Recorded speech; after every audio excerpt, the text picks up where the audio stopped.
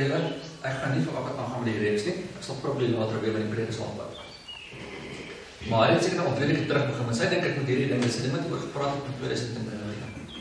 Wat gaan oor die realiteit van die geestelike wêreld. En jy sê nie van nie, ek sal later. En toe nou, hoofsaaklik aangevuur deur die feit dat ek vakansie gehou het vir 'n week.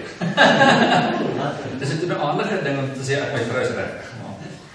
Praat oor die reeks. So as julle vandag vir die eerste maal is ek baie jammer dat ek gaan terugkom vir die reeks van die reeks.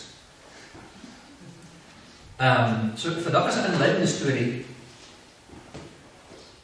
Want ons is moderne mense en ons drink pille, ons kook al in die bossies toe, sê nie. Ons weet van wetenskap, dink ons dink ons weet die wêreld. Ons doen al die briljante dinge wat ons voel, ons is erg westers en ons is baie slim en dis ons tipe van mense wat gewoonlik die ding van die geestelike wêreld heel miskyk of liewer as dit nie daar is nie. So vanoggend wil ek 'n bietjie kyk daarna van, is daar 'n geestelike wêreld? Waar kom dit vandaan? Wie sê so? En hoekom is dit belangrik? Hoe raak dit ons lewens? En ek wil begin deur vandag te kyk na die Bybel beskryf 2 koninkryke. En ek wil kyk na die storie. Want Jesus het self baie direkte woorde wat ons gelees gesê oor wat hy hoe daarvan gepraat het en daaroor gepraat het. So vandag kyk ons na koninkryke in konflik. En die eerste vraag wat ek wil vra is daar regtig so 'n ding soos die koninkryk van Satan? Almal van ons is Christene kindertjies, so ons weet van God het 'n koninkryk, ons is deel daarvan. Het Satan 'n koninkryk? En as jy nie hulle Bybels gebring het nie, is dit oukei, want ons het 'n elektrik hierso. Daai is Matteus 12 vers 26. En dit sê, Jesus dryf demone uit, en die Fariseërs sê vir hom, maar jy doen dit met die mag van die duiwel. En hy sy antwoord vir hulle, sy eie woorde, en as die Satan uitdryf, dan is hy teen homself verdeel, hoe sal sy koninkryk dan bly staan?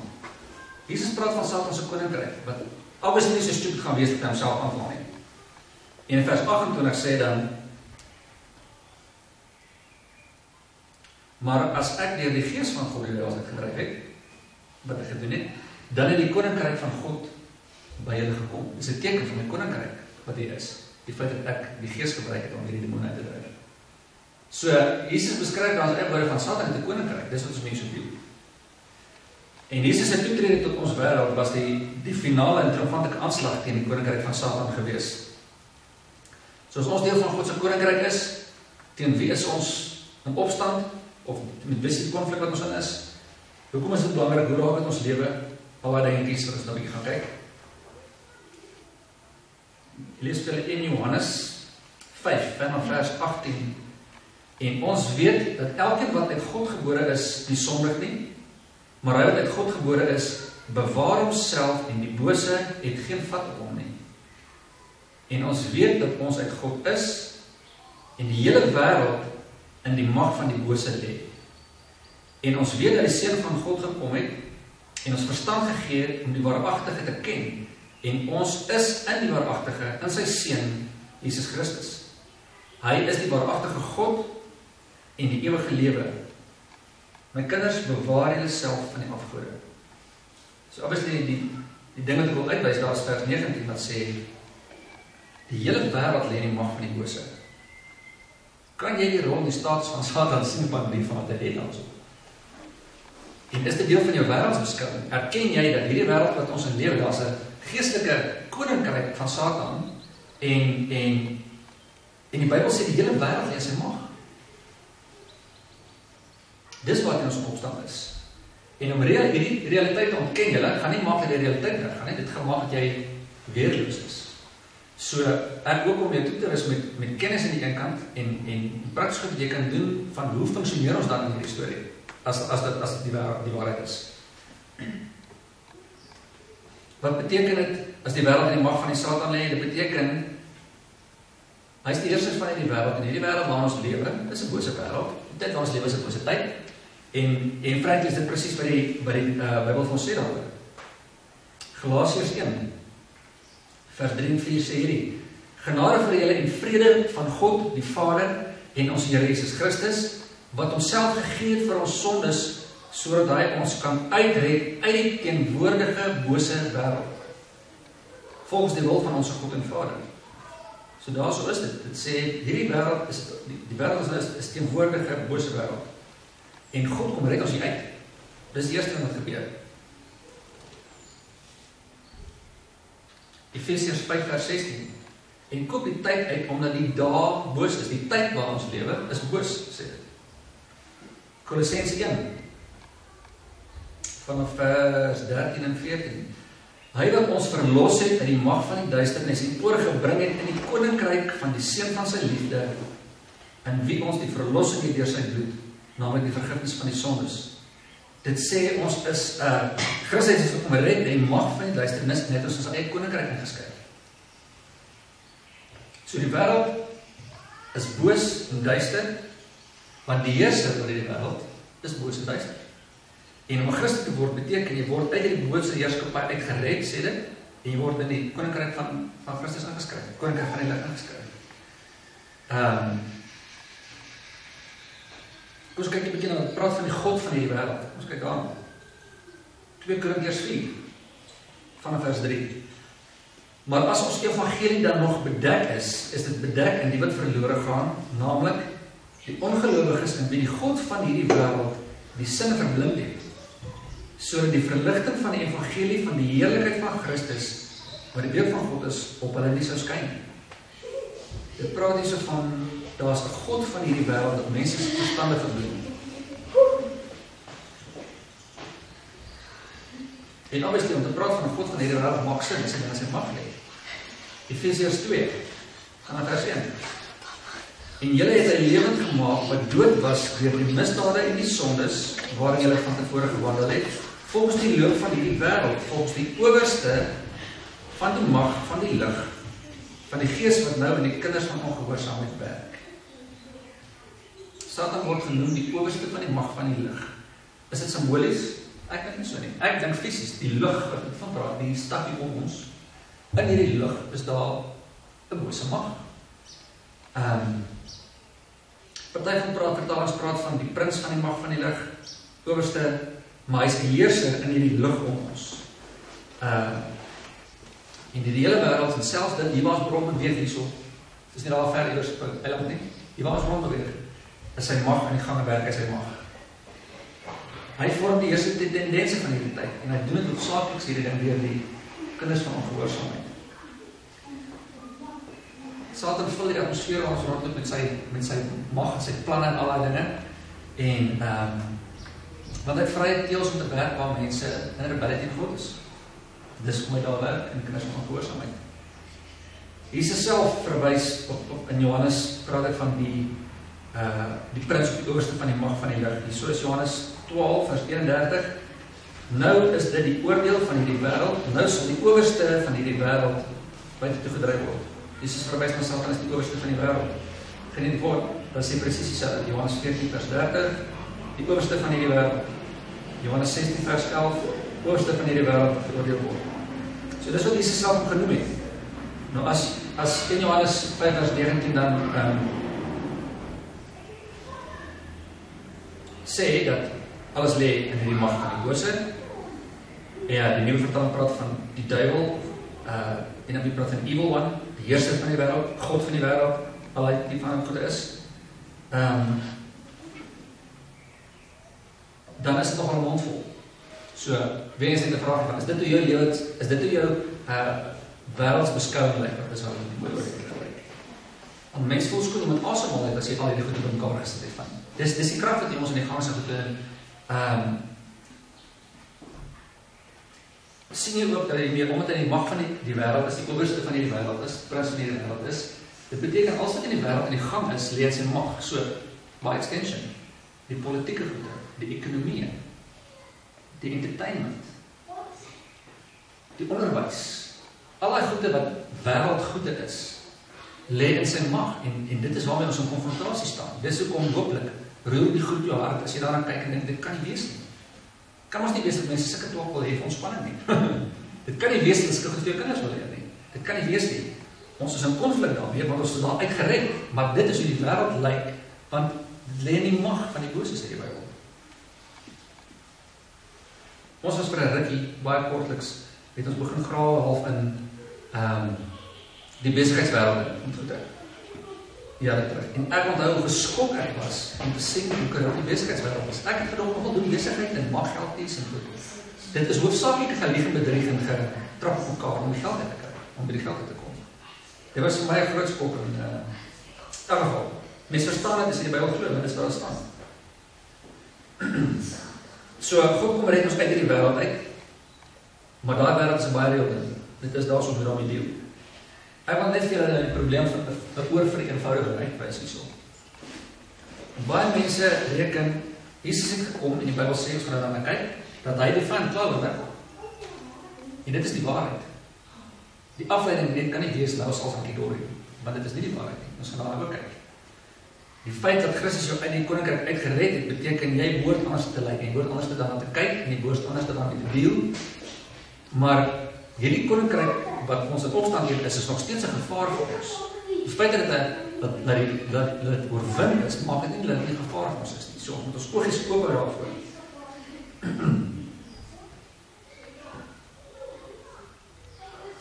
Ek weet dit moet so werk nie, maar ek sien dit in praktyk in die wêreld nie. Net gaan weer 'n paar skrifverse wys, ek net weet waarna ek praat as mense dit kwaad. Dis nie dat hulle ongelukkig is oor hulle aannames nie. Hierdie is, wat is dit, Matteus, nee, Johannes 12, vers 31. Nou is dit die oordeel van hierdie wêreld, nou sal die oorste van hierdie wêreld buitentoe gedryf word. Dit sê Jesus net vir hy sterf, dis wat hy gaan doen het toe. Johannes 16 vers 11, en van oordeel omdat die owerste van hierdie wêreld geoordeel is. Dis wat Jesus kom doen het. Hebreërs 2 vers 14. Nadat hy die owerhede en magte uitgeklee en hulle in die openbaar ten toon gestel en daardeur oor hulle getriomfeer het. Het hy hulle oorwin? Definitief. Kolossense 2 vers 15. Ekskuus. Kolossense 2 vers 15 is nie. Maar sê, is dit dan? Was nie getriomfeer is. Wat ek geskiep, Hebreërs. Kolossense. Ja, Hebreërs. In elk geval, dit sê alles dieselfde. Dit sê Jesus het klaar die vyand oorwin. Nou as dit in die waarheid is, hoekom lewe ons dan nou al op 'n lekker plek waar ons net aangeval word en geïnterfereer word en hierdie wêreld so korrup is nie? Hoekom nie? Die kort antwoord is ek het nie veel presies antwoord nie, maar ek sien dis hoe dit werk. Vandat Corne Dannhauser gesalf is, toe die dag dat hy op die troon gesit het, die arme man gevat. Sou wel hom net doodmaak, om vir jou soos 'n boek. Vandat wêreldoorlog 2 se papiere geteken is van ons stop hierdie oorlog, as dit gaan 'n vrede wees. Was dit 'n jaar voordat hulle op beklei het. Daar's meer mense na 'n jaar dood, maar amptelik nie oorlog was nie, as voor dit 'n amptelik oorlog was. Hoekom werk dit so? Ek weet nie. Die prentjie wat ek in my kop het het, ek sê nou verduidelik, is dit eers, Jesus self praat van hierdie ding, hierso bid hy vir hulle, en hierso staan dit eers, uit die Johannes 12, wys op die Johannes 12, moet die eers wees. Van God? Nou so. Nou is Johannes 12, jy het dit gelees. Nou is dit die oordeel van hierdie wêreld. Nou sal die owerste van hierdie wêreld buitentoe gedryf word. Dit sê Jesus vir hulle, toe met hulle in sy laaste van gesprek gepraat, net voor hy gekruisig is. En dan in sy laaste gebed wat hy saam met hulle bid, sê hy hierdie woorde: Ek bid nie dat julle uit die wêreld wegneem nie, maar dat julle van die bose bewaar. Nou as hulle net gesê het, ek gaan die bose oorwin hierso, uitklee en openbaar, van hulle voels maak. Dan bid hy vir sy pa en sê, Vader, ek bid nie dat jy hulle weg los nie, so jy wil sê, ons is in die wêreld. Ons is nie van en ons lyk nie soos dit. Dis nie ons huis nie, maar ons is hierso. Ek bid julle beskerm van die bose, wat ek nou nie oorwin of gaan oorwin. So, Jesus ontken nie die ding van, dis oorwin, maar daar's 'n gevaar, beskerm nie. En die beste prentjie wat ek in my kop vir hierdie storie het, is iets soos, het julle 'n spanningvolle movie gekyk waar sê maar ons die Russiese maffia of een of ander groot booswig. En hulle vang hierdie maffia baas en hulle sit op in die tronk. En dit gebeur so teen minuut 30 van die movie. Ontspan jy? Nee. Want jy weet jy kom toe af. Die feit dat die maffia baas in die tronk sit beteken nie veel nie. Hy het groot invloed. En dit is die prentjie wat ek half in my kop het van God het Satan oorwin. Jesus het hom oorwin. Geen twyfel nie. Dis hoe ons autoriteit het wat ons het iets aan kan doen. Anders het ons nie gestaan vandag en almal saam gehuil ons bosse gesny. Hy is oorwin. Ons is nie bang vir dit nie, maar ons moet wykie wees, julle. Want as jy nie deel die manier gefight en dan mors dit met jou. Satan kom vir een rede, sê die Bybel. dit sê in die direkte vertaling, hy kom vir geen ander rede, behalwe om te steel, te slag en te verwoes nie. Hy gaan nie saam met jou kan tip-tip door die tulips nie, hy stel nie belang om jou ryk en fynus te maak, hy gaan vir jou verwoes. Hy mag hy fyn in die rykdom gebruik, hy gaan vir jou verwoes, dis vir geen ander rede nie. Hy gaan jou gesin uitsort, as hy jou kinders doodmaak sy kan. En die rede daarvoor is, dis soos huisarrest. Hy is geoordeel, hy is gevonnis, hy is in huisarrest, hy het nog mag, hy kan nie doen wat hy wil nie. Maar God het beperkte mag toegelaat tot een dag wanneer hy die poel van vuur gegooi word. Tot daai tyd moet ons wykie wees. Die konflik tussen die Koninkryke, julle lyk prakties klomp verskillende maniere, maar dit gaan uiteindelik oor een ding, siele. Satan kan nie vat dat ons gemaak is in die beeld van ons maker nie. Dis sommer net, hy het nie eers nodig om uit te staan. Die feit dat hy gemaak is in die beeld van God en sy ligdraer is, op daai manier, sal maak dat hy net wil uitsorg. En hy kom vir geen ander rede behalwe om dood te maak en te slag en te verwoes nie. En hy gaan alles in sy vermoë doen om te keer dat mense die waarheid van God sien. Dis hoekom hy hulle verstand en verblind sê wêreld. En so ek wil net gou kyk na 'n paar dinge wat hy aanvang om te keer dat mense by God uitkom. En as hy dit kan keer, dan kan ten minste probeer dat die wat hom ken, die verlos word van al die twak wat hulle mee sit nie.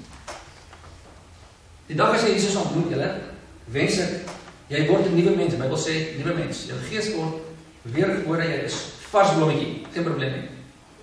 Jou gees is weergebore, dis soos in, hallo God, ek is nou die kind. Dan begin die paadjie. En jy weet op al die paadjie besig wees, anders te spin jou wiele, en dis nie, help jou lewe nie. En jy doen God geen favor nie, doen jouself geen favor nie. Ons vernuwing vind plaas soos ons die paadjie met die Here aanstaan. En die geestelike wêreld wat ons hiermee te doen het, beïnvloed hierdie ding. So hoe verhoed Satan evangelisasie? Ek dink as ons probeer by mense uitkom hulle hartjies, ons het al die programme en goed wat ons aan die gang het. Ons probeer vir mense kossies aandra en klere gee, alle goed wat ons moet doen. Ons moet dit doen. Maar as die punt daarvan nie is om die wenslike mense by hom uit te kry nie, dan sit ons al die pot mis, want ons klomp witgevoerde mooi geklede mense wat nie goed ken nie. Dis soos om te sê iemand het ontsteking en jy gee hom 'n pynpil terwyl jy die antibiotika in jou sak sit. Dit lyk baie oud op die buitekant, maar dis nie die reël ding nie. Ons wil mense gesond kry en by God uitkry. En Satan doen alles in sy mag om hierdie ding te verhoed. En vir hierdie job het ons bo-natuurlike krag nodig. Hoekom? Ons werk met 'n invloedryke, magtige vyand in 'n koninkryk wat teen ons in konflik is. Die eerste punt wat ek nou wil kyk van wat ek doen is, net 'n paar goed wat ek in die Bybel sien, is Satan verblind die verstand van ongelowiges. Ons het dit net nou al gelees. Op Paulus sê in 2 Korintiërs 4. Maar as ons evangelie dan nog bedek is dit bedek vir die wat verlore gaan, naamlik die ongelowiges, en wie die God van hierdie wêreld die sinne verblind het, die nuwe vertaling van jou verstand is verblind. Sodat die verligting van die evangelie nie op hulle sou skyn nie. Hulle kan dit nie sien nie. Jy kan voor hulle neersit, hulle kyk daarna, hulle hoor dit sal in kerke kom, hulle hoor dit sal in plek kom, hulle sien 'n boodskap dit kan nie raak sien nie. Dis voor hulle kan dit nie sien nie, dis verblind. En ons het bo-natuurlike krag nodig om sulke mense om te help dat te bid teen hierdie verblinding van hulle. Ons kan nie mense red nie. Weet, mense skoon, ons kan nie volgens die job gaan doen. Ons red nie mense nie. Maar ek dink ons kan saamwerk met hierdie proses van ten minste bid in die verblinding van hulle voete en ons getuienis van dat so gewerk het. Daar het stadium met gewees die boek of wat dit Frans. Dit was so. Maar as ek het dit raak gelees en besef ek moet dat dit is wat aan die gang is, dat hy word verblind. Maak nie saak wat hy hoor nie, dit is asof hy nie wil ingang vind nie. En ek het gaan bid teen die magte wat besig is om hom geestelik te verblind. En 3 weke daarna tyd op die kerk gaan.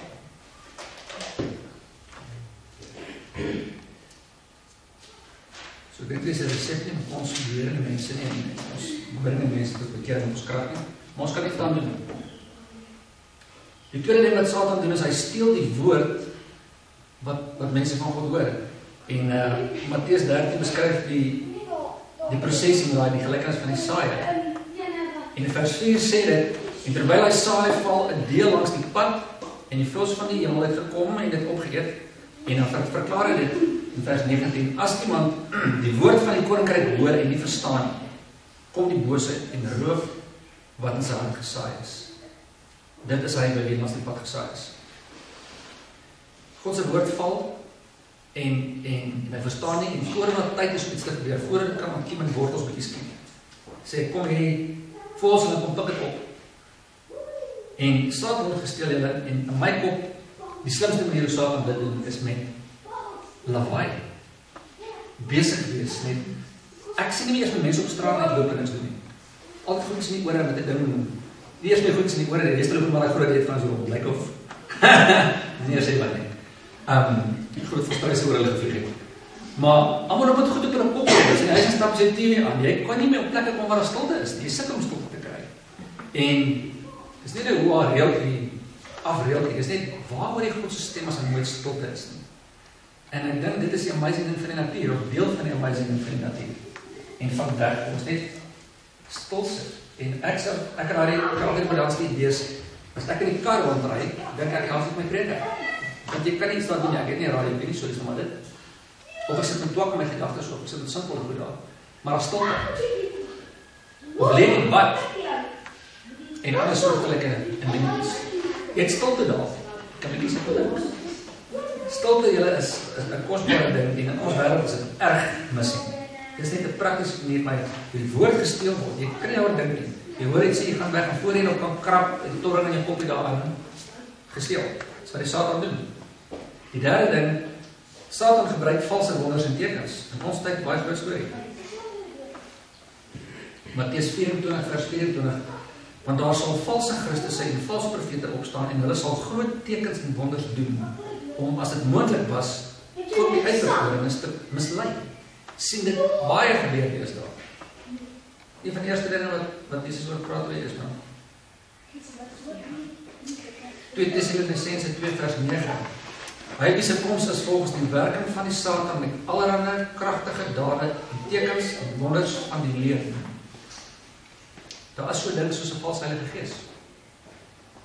En hier is so oud, so die Bybel julle, om begin in Exodus. Satan was nog altyd 'n copycat geweest. Deel van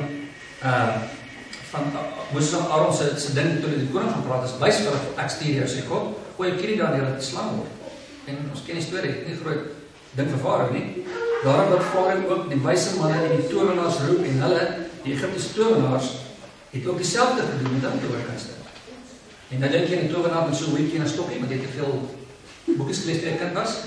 Julle het nie goed gebeur ons werklik die Here met gewone mense. Want 'n klomp mense in die verkeerde kant van waar ek staan van die saak te doen kry al en daar al so goed in. Hulle lyk so hulle sê ek nie is vriendelike mense. En ek dink 'n groot rede van hoekom mense so weggevee word in New Age is deel van hierdie storie. Van ons regtig ons tekens. As mense sê, ja, maar dit werk, is dit natuurlik.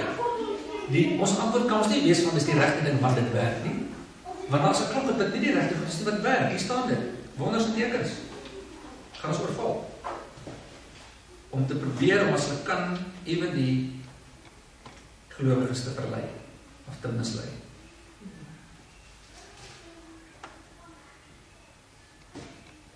En die groot draak is neergewerp, die ou slang wat genoem word, duiwel en Satan, wat die hele wêreld verlei. Hy is neergewerp op die aarde, sy engele en saam kom neergewerp. Dis wat hy kom doen het, julle, kom verlei met toertjies en plannetjies. Ok, volgende punt, Satan gebruik ander mense om te verhinder dat mense by God uitkom. Hier is 'n storie in Handelinge 13 is ons gegaan. En hulle het die eiland deurgegaan tot by Pafos en 'n towenaar gevind, 'n valse profeet, 'n Jood met die naam van Barjesus. Hy was by die gouverneur Sergius Paulus, 'n verstandige man. Die het Barnabas en Saulus laat roep en hulle versoek om die woord van God te hoor. Hierdie ou roep hulle en sê, ek hoor julle praat van God, kom vertel bietjie van my. Hy wil actually weet.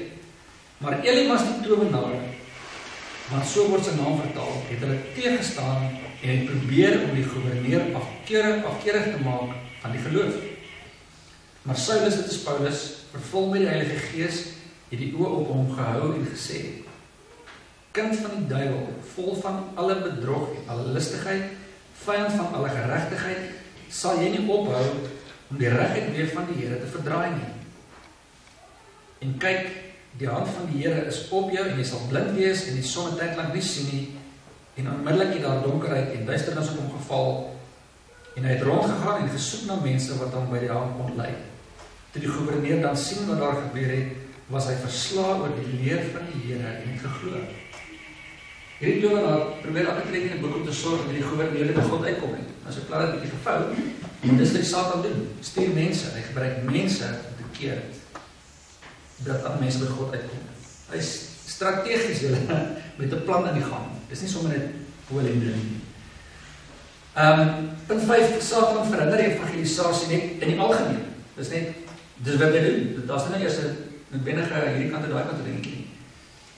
Maar nadat ons broers 'n kort tydjie van julle geskei was in persoon, nie met die hart nie, het ons met groot verlange ons des te meer beywer om julle aangesig te sien.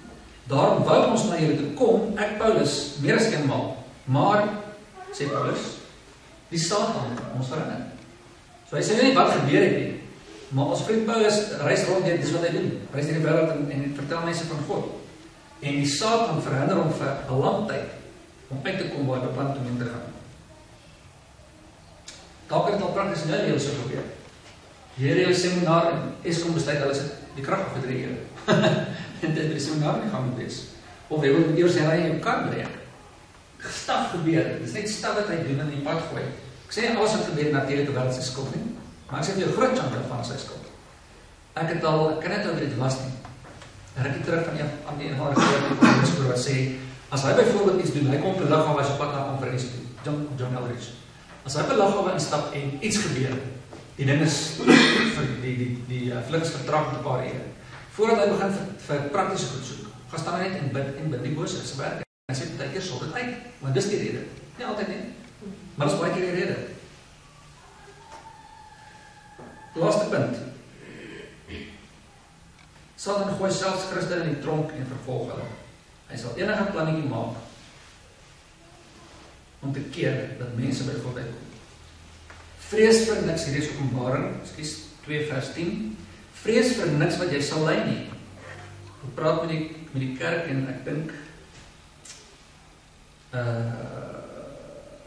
is kerk as kan ek daar ek Smyrna. Vrees vir niks wat jy sal ly nie. Kyk, die duiwel gaan sommige van julle in die gevangenis werp, sodat julle by die proef gestel kan word en julle sal 10 dae lank verdrukking hê. Wees getrou tot die dood toe. En ek sal die koring van die lewe gee. Een van die amazingste dinge in my kop wat gebeur het op my hart, julle, is die besef van dit gaan woes hierso en God laat ons nie leef in die woes nie, maar dit gaan woes. En baie keer is ons bo verdruk en baie keer is ons nie so bo verdruk nie. En is 'n gestoenige en wat ek wil sê, dit is net moenie moedeloos raak met hierdie wêreld nie. Hierdie wêreld hier is 'n stukkie. En die dag toe het my hart regtig insat van. Hierdie is 'n stukkie.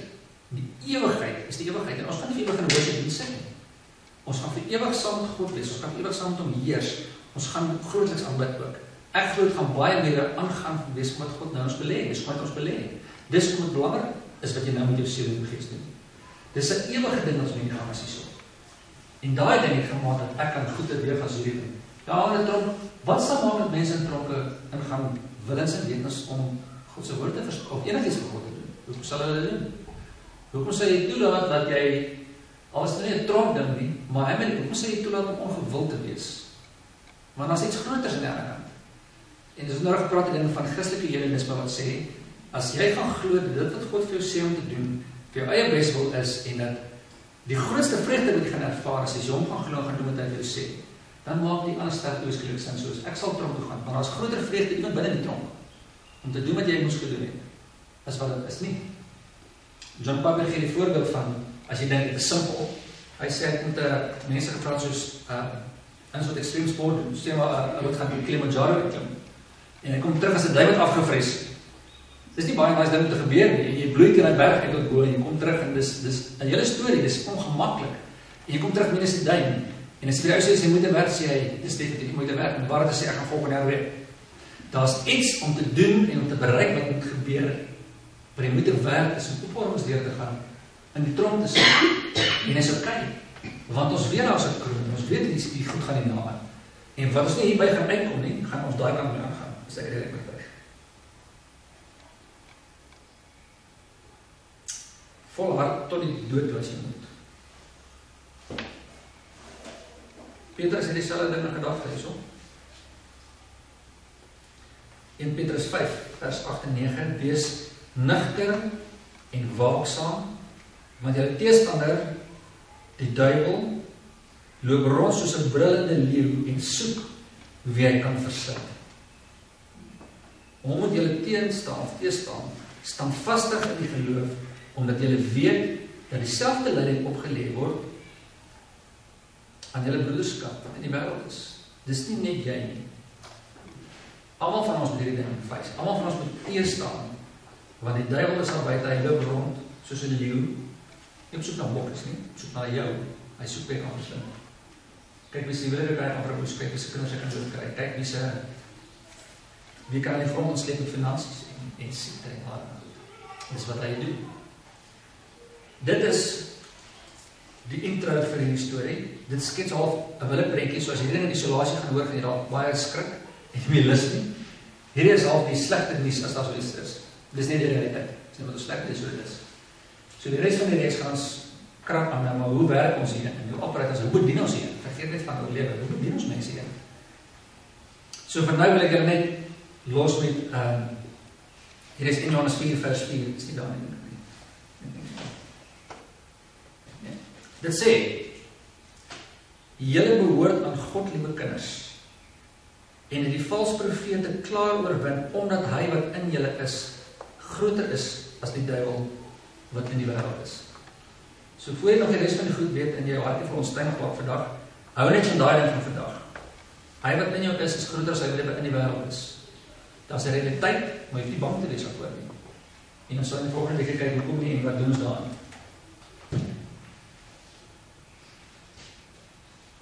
Kom sluit oor. Here, dankie vir u woord wat ons rots is, wat vas staan. U waarheid wat vas staan, dat ons lewe kan anker aan iets wat nie skuif nie. En dankie vir u woord wat ons waarsku en vertel van hoe die wêreld lyk. En ek weet dis een van die dinge hoekom ek nie glo is, omdat die prentjie wat ek geskets in die Bybel van hoe die wêreld beskryf is wat ek sien in die wêreld. Dis nie nuus nie. U het lankal gesê dis hoe dit gaan lyk en wees wakker. En ons wil vanoggend wakker wees. En Heilige Gees, ek wil dat u elkeen van ons sal kom bewus maak van hoe die wêreld lyk en wat die wêreld ons te gooi. Ons loop nie deur hierdie plek, dit is nie 'n padjie wat ons net loop nie. Daar's 'n effektiewe strategiese aanval teen ons om ons te verwoes. En Heilige Gees sal ons oopmaak hiervoor in die praktiesheid van die lewe. Lei ons in wat ons behoort te kyk van die tyd of te doen. Lei ons in wat ons kinders hoort te leer of nie te leer nie. Lei ons in wat ons onsself besig hou mee in besigheid en hoe. Lei ons hierdie dinge, Here, en ek bid vir die kinders sal opstaan in prominente rolle in hierdie wêreld, sodat ons die teestand kan wees en 'n alternatief kan wees wat dit vir hulle is. Mense soek so, Here, na U en na hoe hierdie ding gemaak het moet wees, hoe U ons gemaak het om die sout te wees en die lig te wees. Rus ons toe en gee ons krag, sit vir ons, lood in ons bene en die hoop in ons hart wat U vir ons gebring het. Dankie dat ons nie rond te val of magteloos te voel nie. Dankie dat U wat in ons is, die opstandingskrag van Christus in ons, die triomfantelike krag van Christus oor die bose in ons. Dankie daarvoor. Dankie dat ons die naam van Jesus het en dat ons in autoriteit kan optree in die wêreld.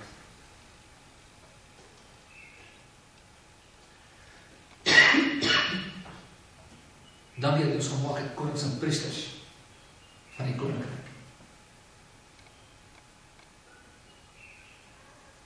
Ons voel baie bevoorreg, Here.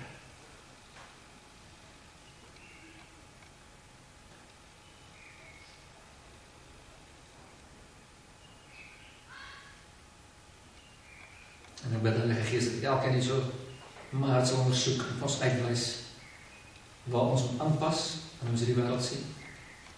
En wat ons moet prakties verander. Sodat ons lewens kan sinvol wees en beter wees. Net vir ons beter lewens. Iets vir ons kom lewe in oorvloed gee, ware lewe kom bring. En ook dat ons lewens die heerlikheid kan wys. En tot voordeel van die gemeenskap om ons kan wees. Dat die mense om ons die seën sal ervaar van God, omdat ons daar is. Help ons daarmee. En ek kom seën ook in die naam van Jesus Christus, elke mens hier voor my volgende. Met elke seëning wat U vir ons gestuur het in Jesus Christus. Die redding en vrede en hoop en versorging, voorsiening, genesing, alle dinge wat U vir ons gebring het in Christus. Ek spreek het oor hulle uit, ek seën hulle daarmee. En ek bid dat U sal dit laat uitwerk in die praktiskheid van hulle lewe. Lei hulle daarin. Ek bid Here dat U die engele sal saam met ons uitstuur in hierdie week om ons te beskerm en dat U ons sal veilig terugbring in die goeie tyd. In Jesus naam.